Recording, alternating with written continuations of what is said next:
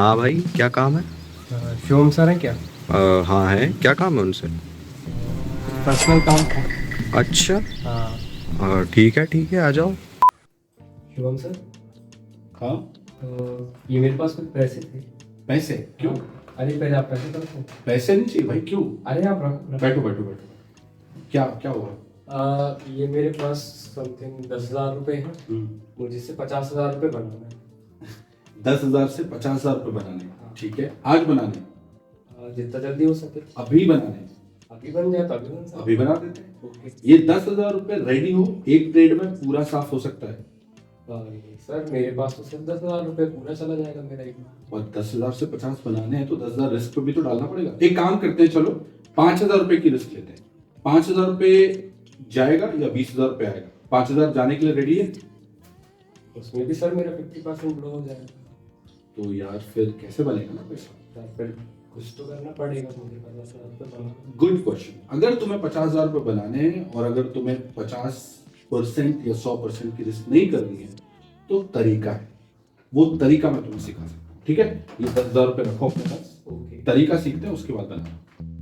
Well, if you need a hand to carry a load, I'm here to let you know you can put that on me. When that old hurricane is starting to blow. तो Raju ready हो 10,000 से 50,000 बनाने के लिए? हाँ ready. 10,000 से 50,000 बनाने के लिए राजू बहुत सारी चीजें आनी चाहिए तुम्हें। नंबर 1 क्या आना चाहिए?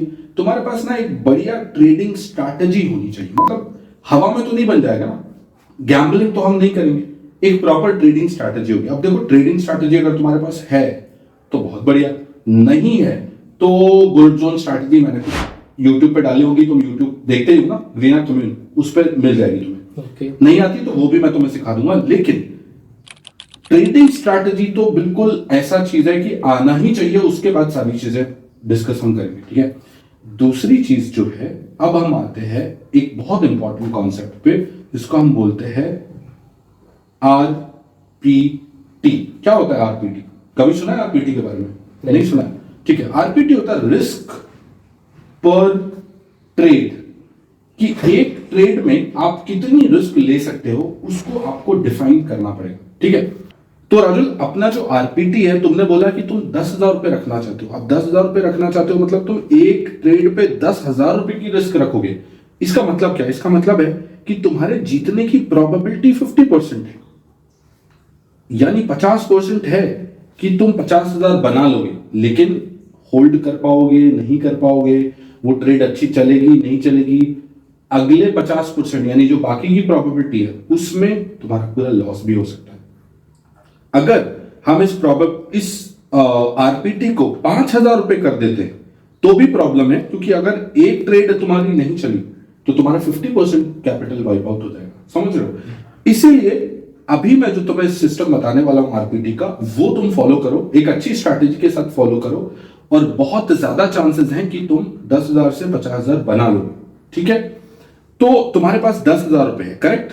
ये 10,000 रुपए अगर हम 20 दिन के लिए डिवाइड कर दें तो 20 दिन में हमारे पास आज कितना पैसा है रिस्क करने के लिए? 500 रुपीज। ठीक है, तो ऐसे करके हम आज भी 500 रुपए की रिस्क लेंगे, कल भी 500 की रिस्क लेंगे, और अगले 20 ट्रेडिंग सेशंस में हम 500 रुपीज की रिस्क लेंगे। इससे क्या होगा? इससे ये होगा कि तुम्हारी जो प्रोबेबिलिटी ऑफ विनिंग है ना, वो बढ़ जाएगी। कैसे बढ़ जाएगी? एग्जाम्पल के लिए समझते हैं। मान लो कि तुमने 500 रुपए की आज रिस्क ली और तुम्हारा स्टॉप लॉस हिट हो गया। ठीक है, वैसे तुम अगर बुलेट जोन से करोगे तो प्रोबेबिलिटी अच्छी, उसकी सीख के करोगे तो और अच्छे से हो सकता है, बट फिर भी हम मान के चलते कि तुमने 500 रुपए की रिस्क आज करी और तुम्हारा स्टॉप लॉस हिट हो गया। ठीक है, अब क्या तुम्हारा अकाउंट ब्लो हुआ है? नहीं। तो तुम्हारे पास 9,500 रुपए अभी भी बाकी है। अगले दिन तुम फिर आए, मैं इमेजिन करता हूं कि तुमने फिर 500 रुपए की रिस्क ली और फिर स्टॉप लॉस हिट हो गया। मार्केट है, मेरा और तुम्हारा सगा तो है नहीं, कभी भी कुछ भी हो सकता है। इस बार तुम्हारा 1,000 रुपए का रिस्क चला गया 2 दिन की ट्रेड में।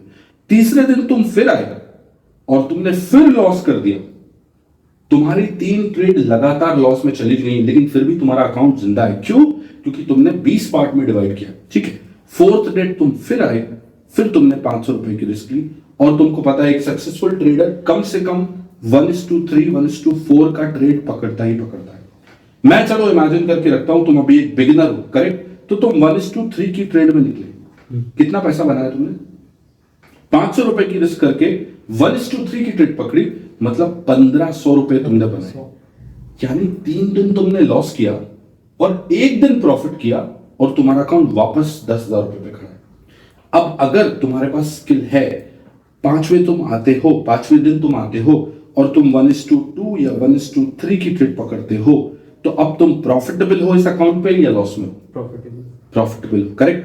पर अगर तुम पहले दिन में ही 10,000 से 50,000 बनाने के लिए आते, तो क्या तुम प्रॉफिटेबल होते? नहीं होते, राइट। तो ये आरपीटी का मतलब समझे, रिस्क पर ट्रेड। इसमें एक और इंपॉर्टेंट चीज है जो तुम्हें बताता हूं, वो है आरपीटी, यानी कि रिस्क पर डे। अब देखो, एक स्मार्ट बिगिनर ट्रेडर को क्या करना चाहिए? एक स्मार्ट बिगिनर ट्रेडर को ना अपनी पूरी उस दिन की रिस्क को भी डिवाइड करना चाहिए। जैसे एक दिन में तुम्हारे पास रिस्क करने के लिए कितना पैसा है? 500। मतलब एक दिन में तुम 500 रुपए निकाल सकते हो। तो अगर मैं इस 500 रुपए पे भी आरपीटी डिवाइड कर दूं, मैं एक ट्रेड में 500 का रिस्क ना लूं और इसको 3 ट्रेड में डिवाइड कर दूं, तो मैं 150 रुपए की 3 रिस्क ले सकता हूं या 250 रुपए की 2 रिस्क ले सकता हूं। इसका मतलब समझते हो? इसका मतलब यह है कि अगर दिन में एक स्टॉप लॉस हिट हुआ और एक चल गया, तो भी तुम प्रॉफिटेबल हो सकते हो उस दिन, राइट। अगर तुम्हें इसको 3 ट्रेड में डिवाइड करना है, मैं बोलता हूं 4 ट्रेड में भी डिवाइड करना है, तो भी तुम्हारे पास 100 रुपए, 120, 125 रुपए की 4 रिस्क है जिसको तुम अलग अलग डिवाइड कर सकते हो। तो राजू, तुम्हें 3 चीजें डिफाइन करनी है। एक, सबसे पहले एक अच्छी ट्रेडिंग स्ट्रैटेजी। दूसरा, तुम्हें पता होना चाहिए कि तुम्हारा आरपीटी कितना रखना है। अपनी कैपिटल को जितना ज्यादा डिवाइड कर सकते हो उतना ज्यादा डिवाइड कर दो। और तीसरा, रिस्क पर डे, कि तुम्हारा कितना रिस्क उस दिन पे होना चाहिए। अच्छा, एक बार रिस्क चला गया उस दिन का, फिर क्या करोगे? मैं बताता हूं क्या करोगे। रिवेंज ट्रेडिंग करोगे, फोमो में आके और ट्रेड लोगे, तो भी अकाउंट जा सकता है। इसीलिए रिवेंज ट्रेडिंग नहीं करनी है, फोमो में आके ट्रेड नहीं करना।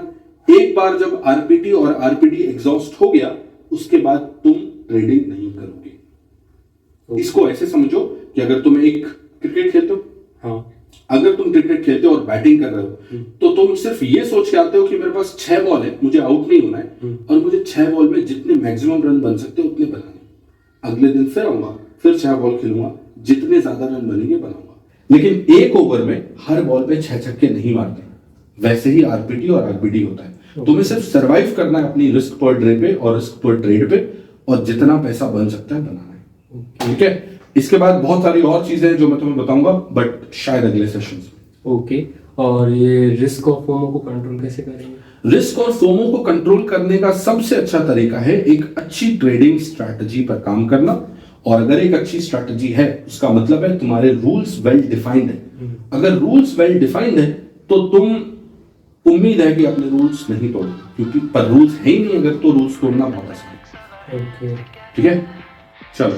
तो अब अपने 10,000 रुपए जो है उसको अपने पास रखो, पहले सीखो अच्छी स्ट्रैटेजी, आरपीडी और आरपीटी पे काम करो, और उसके बाद ट्रेडिंग स्टार्ट करो।